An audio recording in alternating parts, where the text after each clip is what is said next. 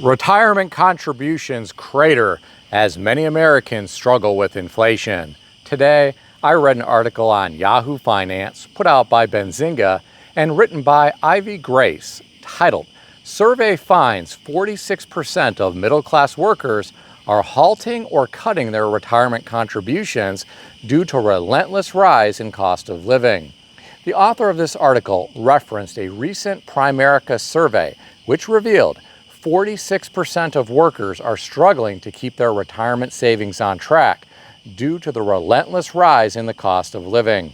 The author went on to say, 67% of middle-income families say their paychecks aren't enough to cover the basics, and 36% have more credit card debt than emergency savings. Here are my thoughts. I'm really not surprised to be reading about this. Just about everything in life is getting more expensive in our world. Retirement often takes a back seat. I was talking with a CPA today. He said many of his clients put money into retirement, but many of them prioritize other things, such as car payments. He said a lot of people have really nice vehicles, but that's because they have large payments. Many choose to drive a nice vehicle instead of putting more money into retirement. He said some don't put any money into retirement, and others just put a small amount into their retirement accounts. He said a lot of his clients right now are struggling financially because their wages just haven't kept up with the cost of living in America. What I found most interesting is that people are actually prioritizing the type of vehicle they drive over retirement. It reminds me of a time when I was talking to one of my friends about a fancy SUV that him and his wife purchased. He was complaining about how much the payment was each month. He said his wife only commutes about 15 minutes to work each day. I asked why she couldn't just drive an older, reliable used car like my Toyota Camry. He said she'd never drive something like that. She needs something with leather and heated seats and all of the electronic gadgets. This is an example of priorities. Based on what he and I talked about in the past, they had very little money in retirement. The decisions you make when you are younger can impact your quality of life in retirement years. Getting back to the article, the author mentions something about inflation that is a no-brainer to financially literate people, but I'm not sure all Americans think about this. She said, inflation isn't just a short-term headache, it's a long-term menace, especially for those looking to retire. Even a mild inflation rate of 3% can whittle down the purchasing power of a retiree's nest egg. $1 million today might only buy what $744,000 does in a decade if inflation keeps chugging along at that rate. That's why saving and investing in ways that can outpace inflation is crucial. Here are my thoughts. I hope people who have a small six-figure amount saved in a retirement account don't think that they are all set. I hope they don't scale back on contributions because they think they are rich. People really should consider inflation, especially with how expensive healthcare and housing continue to get. That's just what I think, but what do I know? I'm just some guy on YouTube. Now, I read some of the comments beneath this article. I'll share some of them with you. The first commenter said, they'll cut retirement contributions before they'll cut their streaming services, eating out multiple times a week, buying overpriced coffee, paying more than they should for a vacation.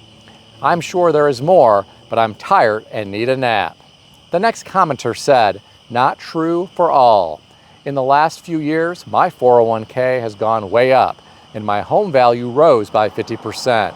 I don't have significant money anywhere else, but I am better off now, even though inflation was tough for a while. I think those who were not homeowners and had little or no retirement savings really got hurt. But for those who had assets, it hasn't been bad. The last comment that I'll share with you came from someone who said, can confirm. We would be considered upper middle class. We are dialing back 401k this year because we just can't keep up. I'm an avid budgeter, and in the last 4 or 5 years, our grocery bill, home insurance, car insurance, and kids' sports activities costs have doubled. Property taxes, clothes, utilities, school expenses, and auto maintenance are all up over 50%. 4 years ago, we felt like we had plenty and felt blessed. Now we can't keep up and have to dial back our 401k contributions. The next article continues the theme relating to retirement. This one was on Yahoo Finance, put out by Benzinga and written by Ivy Grace, titled, Gen X is so unprepared for retirement, they're being called silver squatters because 1 in 5 are counting on help from their kids.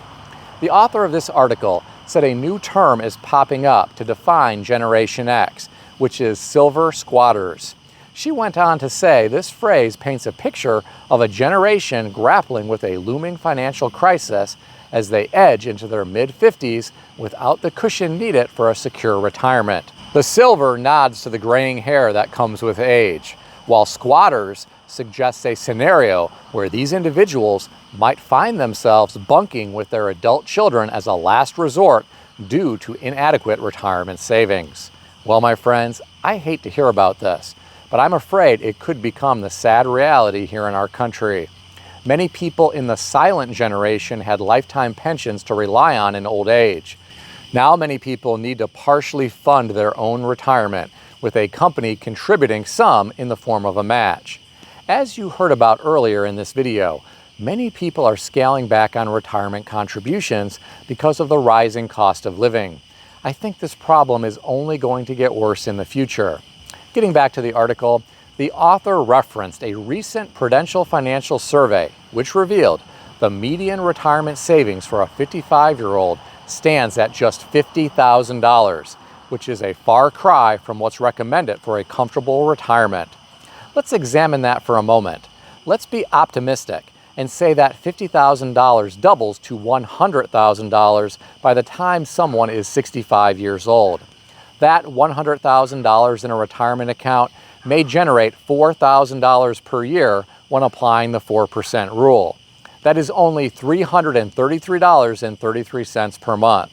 That might cover your gas and electric bill if you live in a small house or apartment. That's about it. It's going to be hard to survive just on Social Security given how expensive everything else in life costs. I think some people just think that they will worry about this later when they get older. In my opinion, that is a terrible plan. Getting back to the article, the author shared some interesting information. She said nearly 25% of 55-year-olds are banking on financial help from their children, particularly from millennials and Generation Z. But many haven't even broached this topic with their families yet. Here are my thoughts. I hope these people in Generation Z and the millennial generation are sitting down when their parents break this news to them. I also hope these younger generations are in a position to help. A lot of my Gen X friends are still supporting their Generation X and millennial children. These young people are still on their parents' payroll.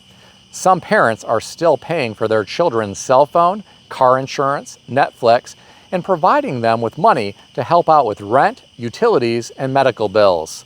Some of these younger people are not financially independent yet, and I'm afraid some never will be because they are so comfortable with the parental financial support. I read some of the comments beneath this article. I'll share some of them with you. The first commenter said, I've been contributing to my 401k religiously since 1998 and is just now starting to flirt with $1 million. It doesn't happen overnight. It takes a lot of patience and discipline, which seems too harsh a term. Well, just stick with it. Now, someone responded to this guy and said, that can get wiped out quickly if you have to go to a long-term assisted living facility. I know someone whose uncle is in this situation. He was doing okay until he could no longer live on his own and had to go into a nursing home. Then, all his retirement savings eventually went to that facility. Took several years for him to get to that point, but he is now completely broke. The next commenter references Generation X, which he is part of. He said, we are also the sandwich generation. We are caught between our aging parents as well as a world that is much more expensive for our kids.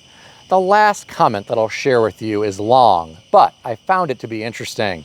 This person said, Generation X here, and also a licensed financial advisor. I've worked with people from all different generations. From what I've seen, they're all equally ignorant about saving for retirement, and they all equally procrastinate saving for retirement.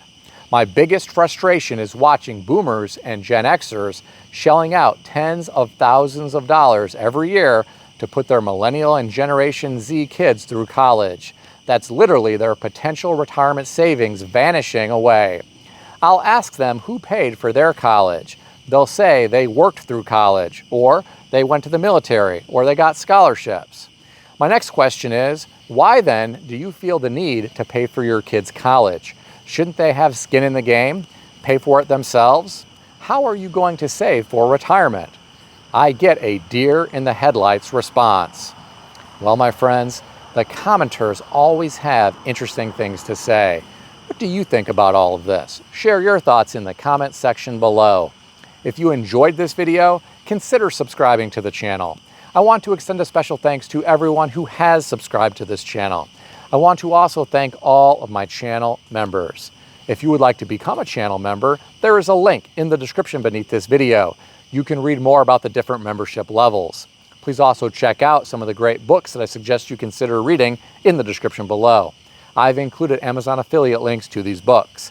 As an Amazon associate, I earn from qualifying purchases. Stay healthy and wealthy. I'll see everyone in the next video.